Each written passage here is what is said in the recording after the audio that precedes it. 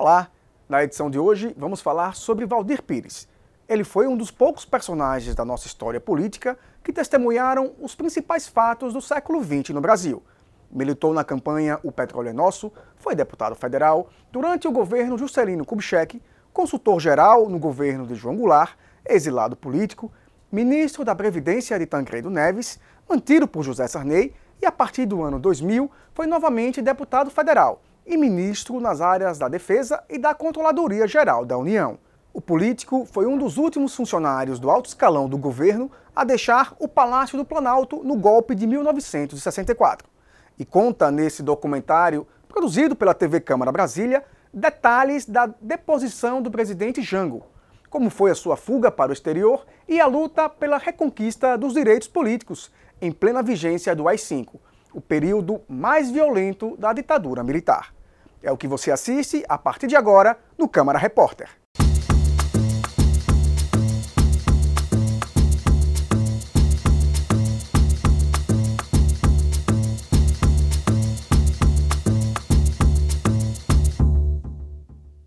A política é a única forma em que você pode mudar a sociedade, né, pelo diálogo na sociedade. Você transforma a sociedade. Fora daí, a sociedade nunca é transformada senão pela força, pela brutalidade, pelo poder do dinheiro, pela dominação de qualquer espécie.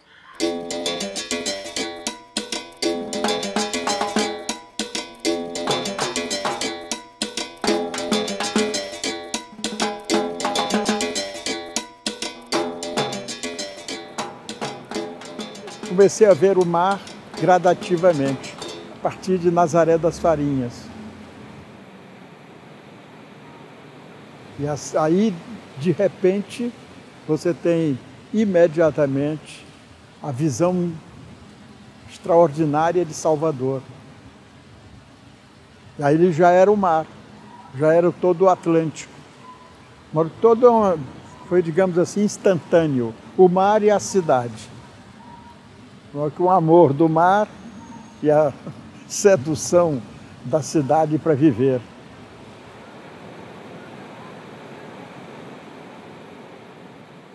O incidente que me marca é a chegada em Nazaré das Farinhas, na década de 40, meus 15 para 16 anos, de uma comissão de estudantes do Colégio da Bahia para fazerem um comício sobre os problemas do Brasil e da Guerra Mundial e dos afundamentos dos navios brasileiros na costa do Atlântico Sul e na costa da Bahia, inclusive. O afundamento de navios mercantes que levavam, nas exportações e importações, levavam produtos brasileiros para a Europa. E a nação se levantava indignada. E a juventude de Salvador levou isso ao interior. Eu os procurei, etc., e eles me convidaram para o comício, eu falei no comício. A minha estreia, né? Saudando eles em nome da juventude de Nazaré, etc. E o grande debate naquela ocasião era realmente o resgate da conquista de uma certa independência econômica do Brasil, não é? Era uma batalha nacionalista, democrática e nacionalista. Isso significava o quê? Significava que o Brasil deveria explorar o seu petróleo. Então, o Petróleo é Nosso é uma dessas batalhas que tomou conta de toda a nossa juventude durante muitos anos. Getúlio faz uma ditadura que leva de 1937 a 1945. É a ditadura do Getúlio Vargas. Essa nós desaprovávamos inteiramente, né? Mas o conceito de organização do Estado brasileiro, naquele momento, foi a construção realmente do desenvolvimento e das bases políticas e econômicas do crescimento do Brasil. É a partir do Getúlio Vargas, sem nenhuma dúvida. os primeiros atos de inclusão social, quando ele traz ao Brasil a legislação do trabalho, a legislação da Previdência, a necessidade de que o Brasil deixasse de ser um país de tanta miséria e de tanta inexistência, digamos assim, de convivência do povo humilde, né? Era necessário. Em 1958 me elegi deputado federal. Ainda era no Rio de Janeiro, a capital. Eu sou da geração que faz a mudança para Brasília. Terá, como certas cidades clássicas da antiguidade, uma medida de graça arquitetônica. Nela, a idade da técnica reencontra a idade da harmonia. A cidade está assim fadada a ser um modelo para o mundo. Nós imaginávamos que a coisa em Brasília, que ela pudesse ser menos mobilizada pelos interesses, digamos assim, dominantes do Centro-Sul. As coisas do Rio e de São Paulo e de Minas eram absolutamente predominantes. E a própria organização política do Brasil assinalava isso. Não é? Oscilavam presidentes de São Paulo ou de Minas. De modo que todo o elan era muito na ideia de que o país estava num caminho adequado. Não é? Difícil, mas adequado. Nesse período, eu, como fui mobilizado para ser candidato a governador aqui na Bahia, a eleição de 1962, portanto, período final da primeira legislatura no Congresso Nacional em Brasília, ganhei eleição em todas as regiões de Salvador, todas. Mas não era suficiente para superar os votos do interior, que estavam concentrados na candidatura de uma pessoa muito interessante, etc., que foi o meu competidor, o Lomanto Júnior. Digamos assim, a coisa decisiva na candidatura foi a posição que o cardeal da Igreja Católica, tanto da minha igreja, naquela ocasião, a posição que ele adotou, o Dom Augusto Álvares da Silva. O cardeal me convoca e me diz: eu soube que o senhor está recebendo o voto dos comunistas. E eu lhe chamei para lhe dizer que o senhor deveria recusar o voto dos comunistas. E eu disse a ele, o Dom Augusto, mas isso é inimaginável que o senhor me fale isso, não é? Porque o Brasil é uma república, portanto é um Estado laico. Não é? O Brasil não tem fechamentos religiosos, nem fechamentos políticos. É uma sociedade que precisa ser aberta. Esse é o discurso da minha campanha. Os comunistas me apoiam e eu vou receber o voto dos comunistas. Bom, mas se você fizer isto, eu vou pedir e vou determinar que todo o povo católico não vote para o senhor. Não é? Ele, bom, o senhor sabe, o senhor me conhece, e portanto que eu não sou comunista. Agora, o senhor vai fazer isso, é um absurdo. O senhor vai responder lá em cima um dia. Lá em cima. Não é? Varre, varre, varre, varre, varre, vassourinha. Varre, varre a bandalheira. E o povo já está cansado.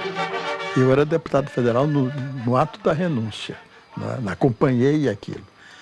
Vi, inclusive, a coisa curiosíssima é que os que apoiaram o Jânio naquela ocasião, eles rapidamente liquidaram o Jânio, que era o UDN, que era um partido, digamos assim, representativo e forte da burguesia brasileira. Porque o Jânio era uma personalidade que tinha servido somente para eles poderem derrotar a coligação que significava Juscelino e Getúlio Vargas. Então, quando o Jânio renuncia, o Jânio tinha 48 horas antes, ou 72 horas antes, dado a mais alta comenda a Che Guevara, a maior homenagem.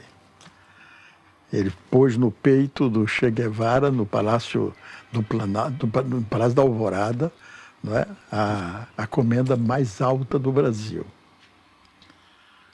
De modo que aquilo causou um rebuliço, ao mesmo tempo em que ele apoiava toda a política econômica fechada dos interesses da burguesia. Mas o Jânio fazia esse sistema assim, de absoluta irresponsabilidade moral na política. Né? E atenção, atenção, ouvintes! O senhor Jânio Quadros acaba de renunciar à presidência da República. O presidente enviou carta ao presidente do Congresso Nacional comunicando sua decisão de deixar o governo. Bom, quando o Jânio renuncia, o vice-presidente da República estava na China e, por determinação ou por transferência de tarefa do presidente Jânio Quadros. Tanto que há muita expectativa e muitas impressões de que essa manipulação do Jânio Quadros naquela ocasião foi exatamente para que ocorresse, nessa ocasião, a sua renúncia, já com vice-presidente dentro da China, para dar a impressão que era um acordo do Brasil com o comunismo chinês. Né? E aí é que o anúncio do golpe dos 3 ministros militares, que se o presidente chegasse, retornando da China, ele seria preso em qualquer lugar do Brasil que ele chegasse. Nesse período todo, o Brasil tinha se levantado contra a posição dos militares, que queria impedir a posse de João Goulart. Não é? Quando o governador Brizola, que era governador do Rio Grande do Sul, ele levanta o Rio Grande, né? Levanta o povo do Rio Grande todo. O presidente da República é o presidente João Goulart. É ele que tem que assumir, é ele que deve assumir. Isso é um golpe de Estado, não se pode tolerar. Então, nessa ocasião, o país vive, digamos assim, dias admiráveis de resistência e crescentemente atingindo toda a nação brasileira. Quando o Jango volta, não é? Ele volta já com uma posição muito forte, porque no Exército, o 3º Exército, que tem sede no Rio Grande, ficou contra a decisão dos 3 ministros militares. E disseram, não, na Constituição, quando sai o presidente, assume o vice-presidente. Fora daí é golpe de Estado. E aí surgiu uma ideia de fazer a transformação do regime presidencialista em regime parlamentarista, porque toda a mídia e toda a tentativa de condução política era dizer que o João Goulart estava fazendo uma transformação comunista do Brasil, queria fundar no Partido Comunista no Brasil. Na Itália, na Alemanha, na União Soviética, em Cuba, na China, a história foi sempre a mesma. João Goulart nunca foi comunista, né? Ao contrário, ele era um homem muito rico. Ele apenas saiu muito menos rico do que quando entrou. Não foi a melhor solução. A melhor solução deveria ter sido realmente uma reação, né, para dizer aos 3 ministros militares: os senhores são ministros militares. Os senhores estão cometendo, com esse gesto, uma traição à República, traição ao Brasil democrático. Os senhores têm que cumprir seu dever. As Forças Armadas existem para manter a ordem interna e manter a soberania nacional, não para interferir na vontade do povo. O presidente da República é fruto da soberania do povo, portanto, do voto popular do povo brasileiro. Mas, naquela ocasião aí, o presidente João Goulart negociou completamente. Foi uma reação muito grande, muita gente não compreendeu. Ele me disse isso, a apreensão que eu tive.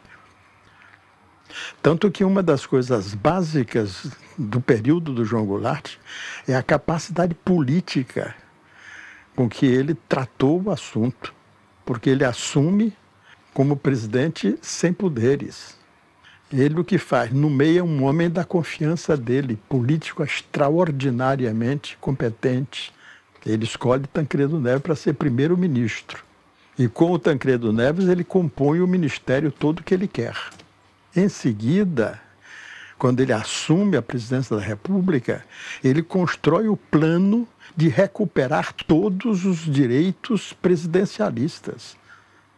Então, em determinado instante, é um arrodeio extraordinário, mas persistente. Ele consegue convocar um plebiscito nacional. No final de 1963, esse plebiscito dá uma vitória a João Goulart de mais de 85% do povo brasileiro. Devolveu os poderes presidencialistas ao presidente João Goulart. Ele assume como presidente presidencialista, acaba o parlamentarismo. É uma vitória linda politicamente, né? De uma capacidade de articulação enorme. Né? Eu, como consultor-geral da República, né, trabalhei maciçamente todo o projeto de controle dos investimentos de capitais estrangeiros. Chegava, digamos assim, uma empresa com 10 milhões de dólares para fundar uma outra empresa, para fundar uma determinada indústria, isso ou aquilo, 10 milhões, 15 milhões de dólares. Né? Em seguida, ficava aqui durante 3 anos, 4 anos, 5 anos, etc. E aí fazia aquisições internas, não é? Ampliava o capital. Ela que só entrou com 10 milhões de dólares, ela estava remetendo lucro sobre 100. Né? A base de que o lucro era sobre o capital. E o capital não tinha sido fruto de entrada de dinheiro estrangeiro. De modo que um belo dia, por exemplo, o meu chefe de gabinete lá no Palácio do Planalto, nós tínhamos 4 salas no Palácio do Planalto, ele me disse, olha, o embaixador dos Estados Unidos, o embaixador Lincoln Gordon, já telefonou algumas vezes aqui para o senhor. A última conversa dele foi o seguinte, ele chegando aqui, diga ele que venha tomar um drink comigo às 5 horas da tarde, que eu tenho um assunto importante para conversar. Eu digo, mas então você telefona para lá. Diz a ele o seguinte, de que eu estou chegando, né? Eu não tenho possibilidade de sair daqui, não tenho porquê e tomar drink em canto nenhum. Mas diga a ele que o tempo que está disponível dele para me receber lá, que nesse mesmo tempo eu o recebo aqui no meu gabinete. E aí ele me pergunta, né? Faz 2 perguntas. A primeira, sobre uma vinda minha a Salvador. Veja que coisa, né? Uma vinda minha a Salvador, como consultor-geral da República, para fazer uma conferência na universidade, aqui em Salvador, na Universidade de Salvador, para a juventude do terceiro mundo. Como o senhor tem tempo para ir fazer uma... Por que isto? Indagando, né? Como se porventura fosse alguma coisa ilegítima que o Brasil estivesse conversando com a juventude do terceiro mundo. E quando ele acabou isso, que eu expliquei, etc., ele disse, mas eu gostaria de conversar com o senhor também sobre essa posição aí do governo brasileiro que está definindo os capitais estrangeiros. E aí eu disse, mas isso eu não converso com o senhor? Isso eu não converso, isso eu só converso com o presidente. Se o senhor quiser conversar sobre isto, né, sobre esse assunto, eu conduzo agora o senhor, eu telefono para o presidente. Agora, eu não. Eu conversarei com o presidente da República só, com mais ninguém. Ele levantou-se, passar bem. Foi embora. Passar bem e tal, pertigado e tal. No governo do presidente João Goulart, ele teve uma posição dos Estados Unidos tão radical é que eles não prorrogaram nenhuma das dívidas do governo do Juscelino. O Brasil teve que fazer um esforço de toda forma de impedimento de importações, etc., para poder ter dinheiro para pagar, né? Que eles não admitiram. Nenhuma protelação. Não, vamos conversar e tal. Nada. Esse esforço extraordinário que realizamos, ao lado do sofrimento também extraordinário que passa o povo brasileiro, jamais atingirá os seus grandes objetivos sem que se realize no Brasil as reformas de base reclamadas por... Em 1964, quando o João Goulart ele convoca o comício para dar uma informação ao povo brasileiro forte, né? Ele desapropria as pequenas refinarias existentes, as 2, até 3 refinarias existentes, e paga. Ele fez isto em relação ao refino do petróleo, portanto, consolida, né, o controle do petróleo brasileiro, né, com o refino, e também em relação ao problema da reforma agrária, em que ele faz o decreto, em que faz a desapropriação, né, dos 10.000 metros ao longo das estradas. Então, os 10.000 metros ao longo das estradas ficavam desapropriados para fins de utilização na reforma agrária do Brasil. No outro dia, era um crime tudo isso, né? De atraso gigantesco, né? Gigantesco. No dia 31 de março, nós todos estávamos dentro do Palácio do Planalto. Eu em articulação permanente com Darcy, que era o ministro-chefe da Casa Civil, Darcy Ribeiro. Já se falava muito na tentativa do impeachment do presidente.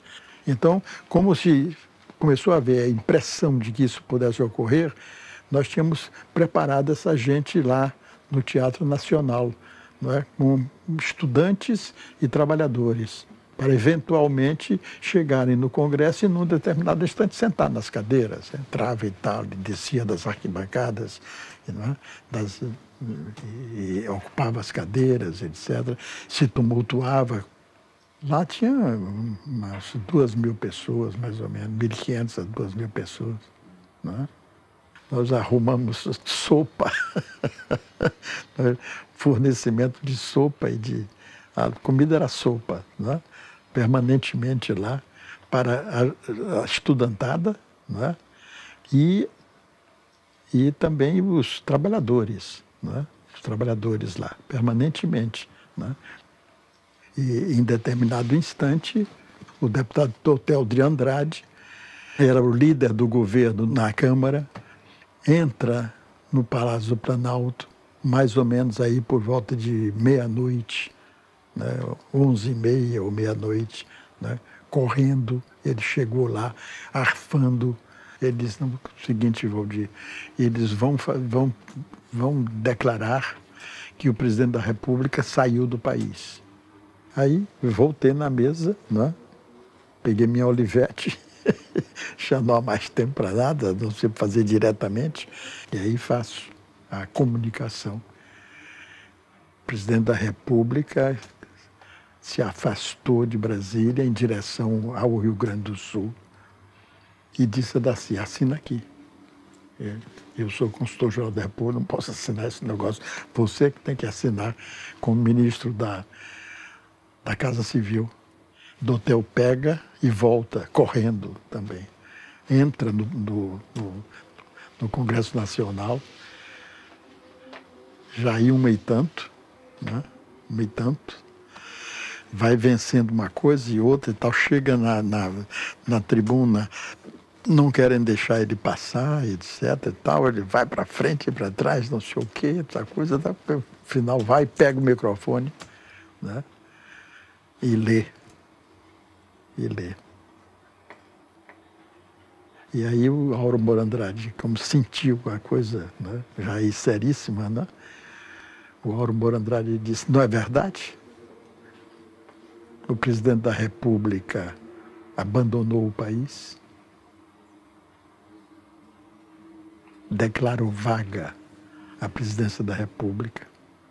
Você tem a voz de Tancredo Neves, seu filho da puta, você traiu a democracia brasileira. E aí desligam as luzes e depois desligam os telefones e tudo. Atenção. O senhor presidente da República deixou a sede do governo. Deixou a nação acéfala.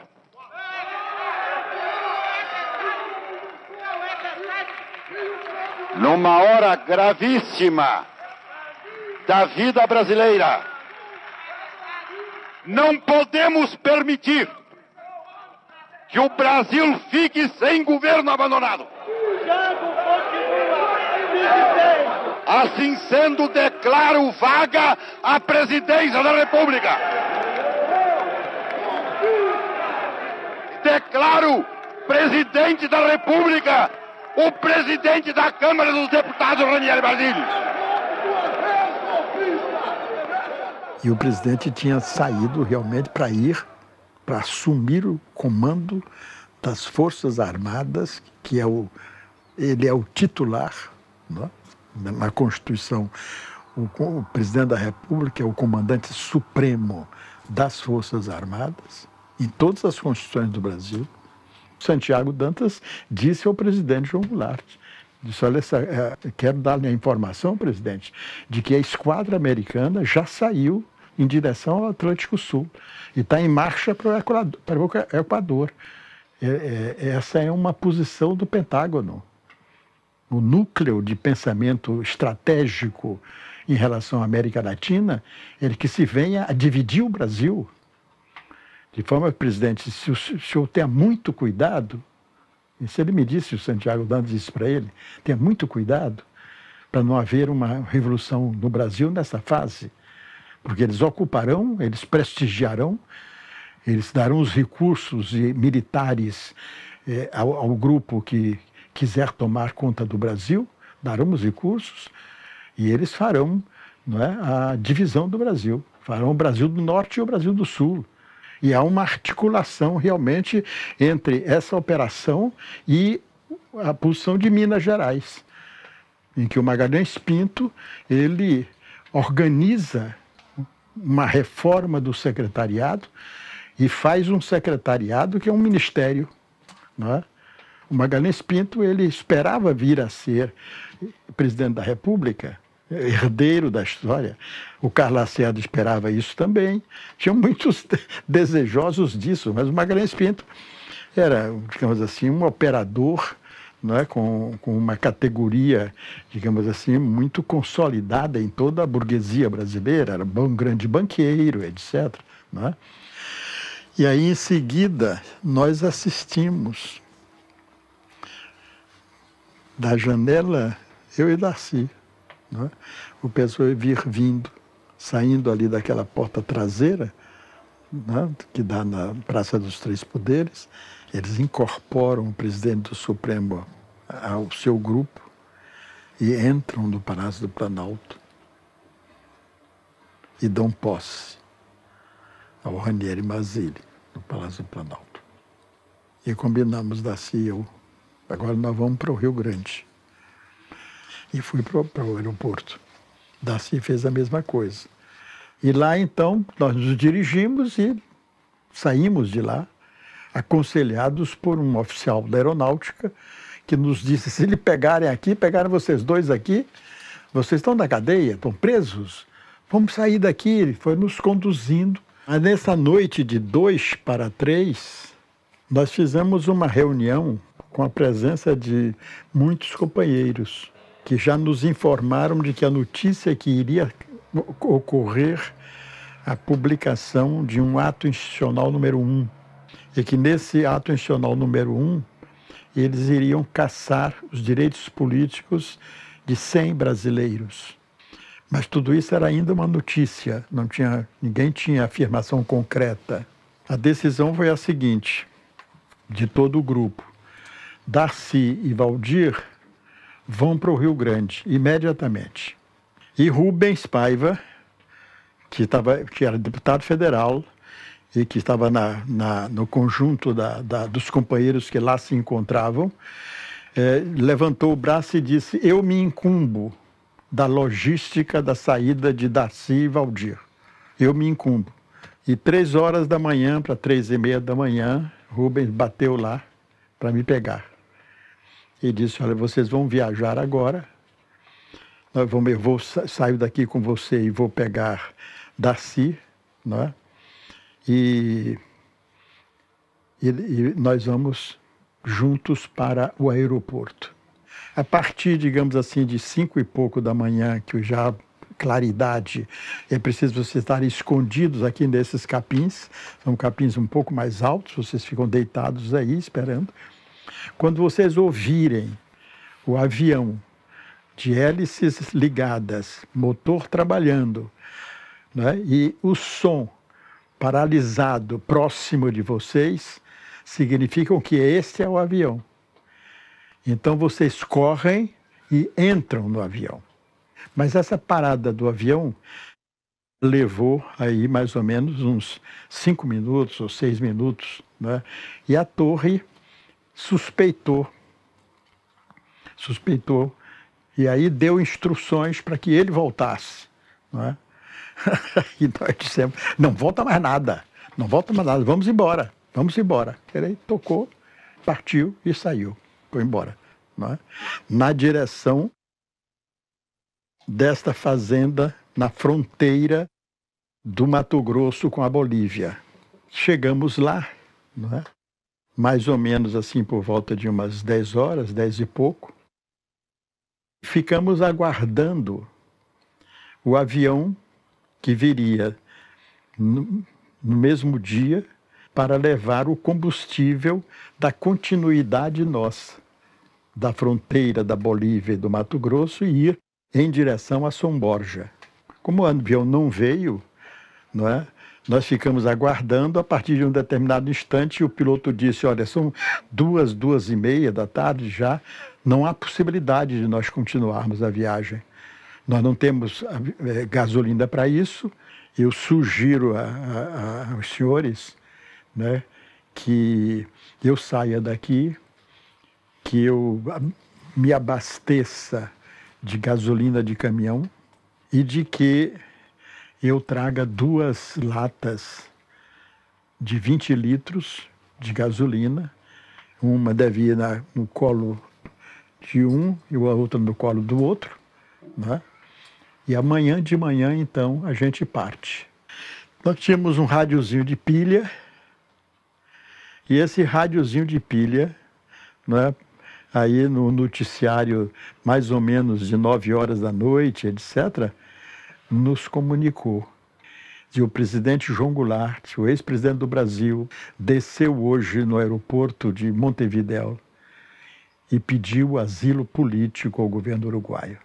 Quando nós tivemos essa notícia, nós não temos alternativa. A alternativa nossa agora é ir para o Uruguai. Do Paraguai, nós descemos, reabastecemos, trouxemos o aviãozinho na mão até o lugarzinho mais próximo, né? Porque o campo era muito pequeno, né? Descemos até a pontinha mesmo, né? na unha, né? Nós 3, né? E em seguida nós tocamos na direção do Uruguai. E ele, então, nos disse em determinado instante, disse: olha, aquela marcha de nuvens que estão vindo de lá para cá é perigosíssima, E ela está vindo já em grande velocidade, de modo que eu não tenho alternativa. Nós já vencemos tudo, mas se nós entrarmos neste aviãozinho aqui, nós dificilmente sobreviveremos. E ele deu 2 giradas assim para afastar as ovelhas e carneiros, etc. Abriu o campo assim, 2 mergulhadas afastando, né? E aí desceu. Ele então disse: olha, então vocês, eu não sei onde é que nós estamos, sei que estamos no norte do Uruguai. Daí a pouco vem um grupo de pessoas, umas 4 ou 5 pessoas. Eu digo, onde é que nós estamos? É a cidade de Arapey, no norte do Uruguai. E tem um motelzinho aí? Tem um motelzinho, etc. Nós estávamos aí há quantos dias nessa batalha toda, chegamos no hotel de Arapey, não é? Daí a pouco vem se aproximando um cabo da polícia, não é? E o cabo se aproximou e eu me levantei e disse, nós somos ex-membros do governo brasileiro, não é? Nós requeremos asilo político ao governo do Uruguai. Ele bateu continência, vou comunicar ao governo da República Orientada do Uruguai. Começo da angústia é quando você se aproxima de um ano disto. Como é que eu vou ficar sem emprego? Não é? Aí é que realmente começou a coisa a ficar difícil na cabeça de nós todos. De um lado. E do outro lado, porque também a expectativa de poder voltar era muito grande. Muito grande. Era uma fantasia. Qualquer notícia que a gente via de uma passeata, não é? Ou de qualquer coisa, era a expectativa de que na semana seguinte você estava podendo voltar. A fantasia na cabeça no exílio é uma maluquice completa, não é? Até o fim de 64, né, nós tínhamos muita esperança. Depois de 64, aí realmente aí a coisa começou a ficar meio penosa, né? Aí eu decidi que iria para a França para tentar obter um lugar na universidade francesa.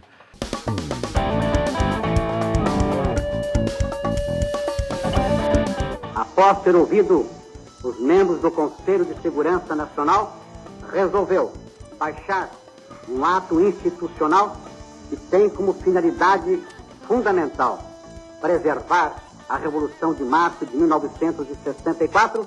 Quando se deu o AI-5, aí realmente eu tomei a posição de forma absolutamente radical dentro de mim mesmo, não é? E conversei com a Yolanda e ela também topou, não é? De modo que nós estávamos absolutamente construindo essa ida. E nessa ocasião, na fase já do AI-5, minha filha já estava ficando com 17, 18 anos, né? As outras também já crescendo. Então, a angústia de você, né, ter a ideia de que nessa hora em que você vai voltar, seus filhos não têm mais nada a ver com o seu país, né? Essa coisa era uma angústia gigantesca. Então, essa coisa que eu, né, consertei, né, fizemos um apoio recíproco de decisão. Nós vamos embora.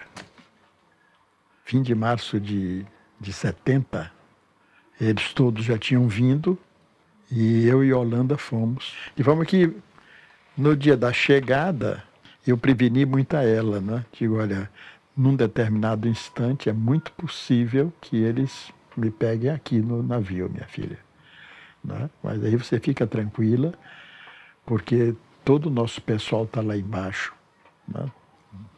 Todo o pessoal que disse, não venha, Valdir, não venha. O que é que pode ocorrer a essa altura? Me prenderem, mas sobre quê? Não tem nem porquê.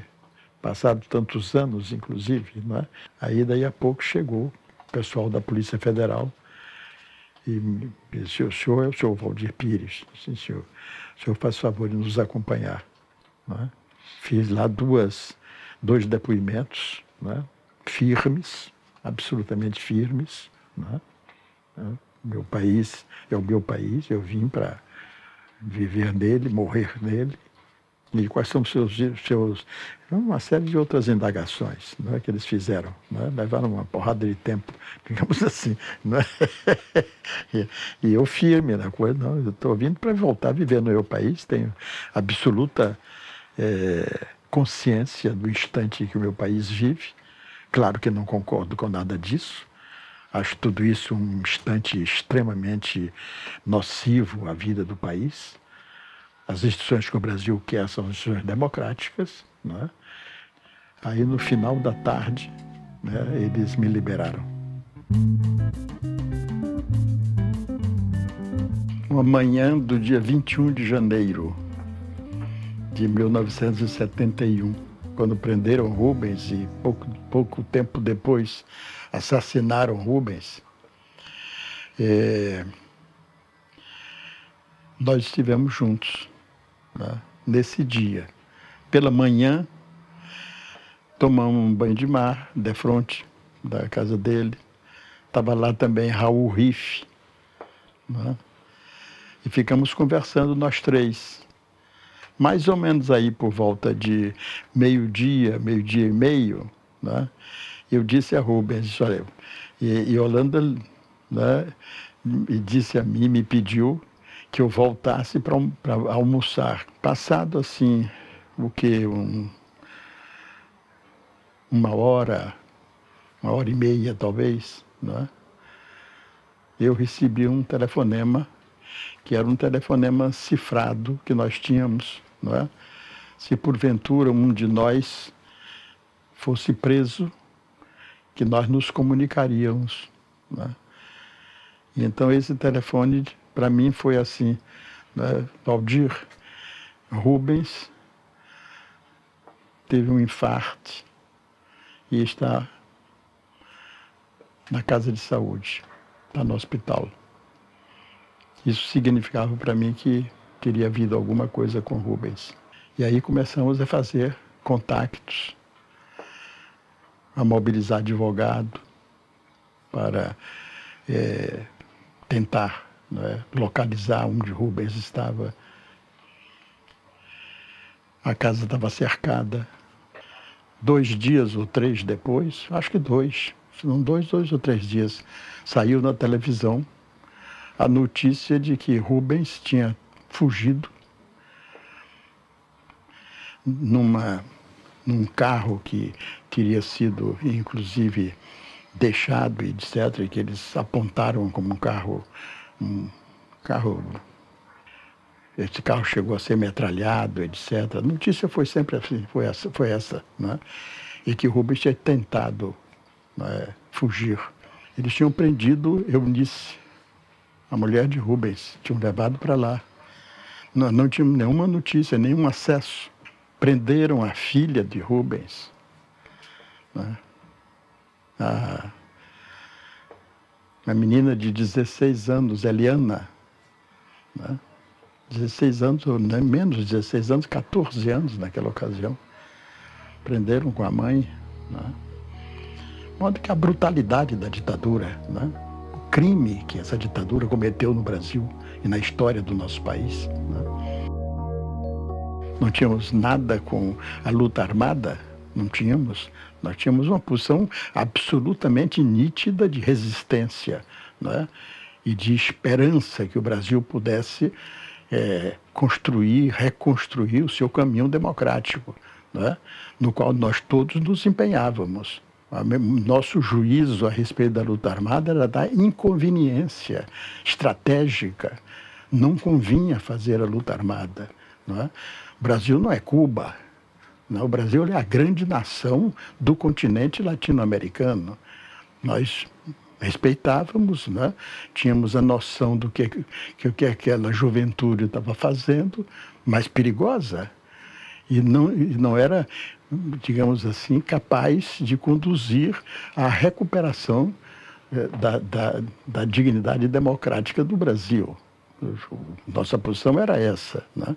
Porque quando nós dizemos nossos códigos e nossas constituições todos são iguais perante a lei, é uma grande mentira. Quando você não estabelece as condições. Se eu vejo uma criança com 2 anos de idade, com 3 anos de idade, alimentando-se pouco, não conseguindo sequer estruturar seus neurônios por falta de alimentos, uma criança que não vai para a escola, que não se alfabetiza, não é uma sociedade democrática. Até agora, nós ainda temos muito esse conceito simplesmente que a democracia são as liberdades. Liberdade para quem? Para quem tem dinheiro. Liberdade para quem tem recursos. Se você não tem recurso, você está excluído. Um país onde as leis são descartáveis, por ausência de códigos corretos, por 40 milhões de analfabetos e maior ruína. Eu voltei para a Bahia para retomar a vida política em 1980. E nós, então, nos iniciamos na rearticulação de tudo na Bahia. Eu lutei todo o tempo para que a frente fosse a unidade de todas as forças políticas que lutaram contra a ditadura, que nós não nos dividíssemos. Em 1985, há a eleição no colégio eleitoral, porque nós perdemos as diretas, e o presidente da República foi eleito com voto do colégio eleitoral, que era o Congresso Nacional. E o Tancredo Neves ganhou a eleição. E ele me convida para ser ministro. E eu fui ministro da Previdência e Assistência Social no governo, na instalação do governo. Eu era o único ministro de Tancredo Neves que tinha sido cassado. Eu me desincompatibilizei em 1986. Me desincompatibilizei para ser candidato, não é? E aí começamos a travar a nossa batalha. Voltei para a Bahia e nessa campanha a ditadura, que ainda era ditadura, não é? Ela tinha aberto o processo político, mas ainda era ditadura. Estava com o general Figueiredo, presidente da República. Então, eles fizeram uma modificação da legislação eleitoral e estabeleceram um mecanismo, que era um mecanismo de vinculação dos votos. E se houvesse a discrepância em cada eleitor, em qualquer eleitor, de um voto, se ele votasse em um partido e não votasse igual, no mesmo partido, rigorosamente, o voto seria nulo. A Arena Antiga era simplesmente dona no Estado de quase todas as áreas eleitorais. Eu disse, não há hipótese de qualquer vitória, nem há hipótese de que nós dividamos a oposição ao senhor Antônio Carlos Magalhães. Foram 1,5 milhão de votos de frente. Eu acabei ganhando a eleição contra o Antônio Carlos Magalhães. Por que isso? Porque o Antônio Carlos Magalhães dizia, eu elejo um poste. Quando chegou mais ou menos em março de 89, eles chegaram aqui, os que queriam a minha candidatura, chegaram aqui, né, já no começo de abril, no mês da convenção eleitoral, e vieram e me comunicaram, vamos indicar você para presidente da República, para candidato a presidente da República, no PMDB. A batalha dentro do PMDB, então, virou completamente, virou Ulisses contra mim, e eu contra Ulisses. Eu perdi essa eleição com menos de 2% da convenção do PMDB. Perdi uma eleição com 16 votos e 900 e tantos votos dos convencionais. De modo que a pressão que veio foi enorme. Todo o meu pessoal voltou para aquilo. Você não viu? Você chega lá, você vai 48 horas antes da convenção, você não vai antes, você não fez nenhum trabalho, não foi a canto nenhum, e você praticamente perdeu a eleição por 16 votos. Agora nós queremos todos que você se una a Ulisses e que você salve a situação, salve. Se você não salvar a situação, está perdida. Eu digo, mas salvar a situação como? Você tem que ser vice-presidente da República. Faz a chapa, Ulisses Valdir é a única solução. Valdir, una-se, faça isso, faça esse esforço. É um desastre permitir Collor ser o presidente da República. Eu estou inteiramente de acordo. E nessa fase, então, firmaram-se as candidaturas de Lula, que eu dizia muito, é a candidatura única que deveria ser possível de você dizer, pois então, mas seja Lula, sem dúvida. Por quê? Porque era a candidatura de um trabalhador real, um homem de sindicato, um homem de trabalhador, líder trabalhador. Não pode haver dois discursos. O discurso é do partido, do programa do partido, das ideias do partido, do compromisso do partido. É claro que cada um tem um estilo, uma maneira de se externar. Cada um pode fixar neste aspecto ou naquele aspecto. Mas é claro que nós não podemos divergir das decisões tomadas pelo partido, principalmente a programação do partido. Mas a pressão foi de tal natureza que eu não encontrava outra saída dentro de mim. Não para ser vice-presidente ou por ser vice-presidente, mas pela estupidez de nós não termos organizado a vitória contra a ditadura. Derrubamos uma ditadura e não fomos capazes de eleger o presidente. E elege-se o presidente um rapaz, né, sem nenhuma participação na luta pela libertação contra a ditadura, que se elege com o apoio deles todos. Portanto, uma derrota depois do processo. Era um atraso gigantesco, uma coisa vergonhosa para nós todos, e não se tratava simplesmente disso, era devolver ao pessoal da ditadura o poder que nós estávamos pretendendo e que tínhamos assegurado com a vitória de Tancredo. Tancredo morreu, tinha ido para um homem como o Sarney. Então, para mim, era a luta do Brasil e da Bahia. Impedir a vitória do Collor era um problema da Bahia e do Brasil. Para mim era isto, né? Na minha cabeça era isso inteiramente. Eu tinha certeza que não poderia fazer outra coisa, eu intimamente, que era uma coisa desastrosa do ponto de vista da política corriqueira, mas quem estava ali era um ex-exilado de muitos anos. Eu não tenho nenhuma dúvida de que esse ato foi um ato da maior emoção. Quer dizer, o governador Valdir renunciou ao governo da Bahia porque ele tem fé, tem grandeza, tem espírito público. A Bahia vai compreender que não está perdendo o governador, está ganhando o vice-presidente da República e está ajudando o Brasil a reconstruir essa nação. Esse é o momento mais difícil, foi a decisão mais difícil, uma decisão que eu não me arrependo de fazer, não é? Foi uma posição de sacrifício. Eu não tive alternativa.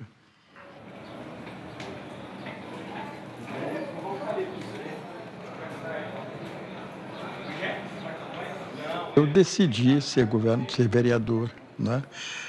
Mas antes eu tinha decidido que eu continuaria a luta política.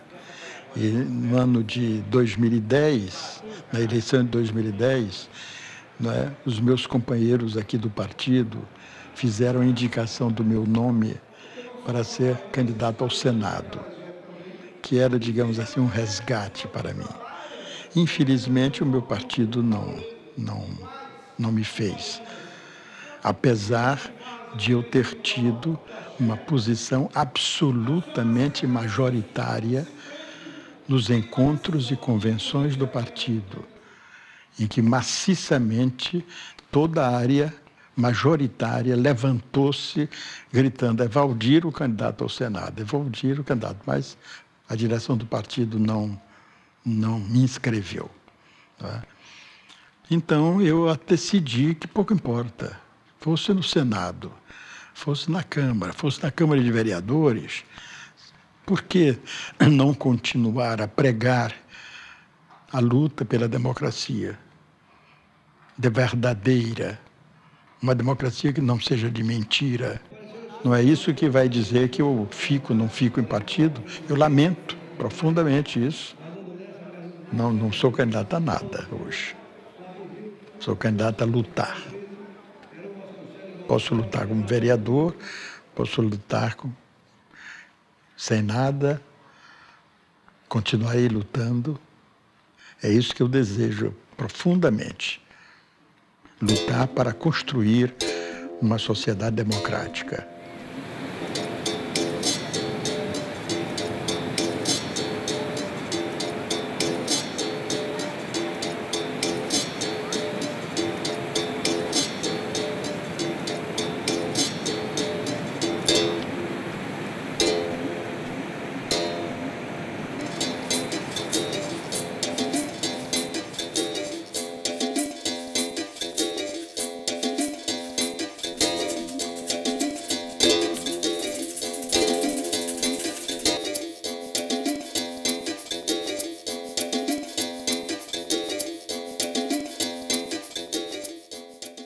Na edição de hoje, você acompanhou a história do ex-ministro e ex-deputado federal Waldir Pires, na redemocratização do país.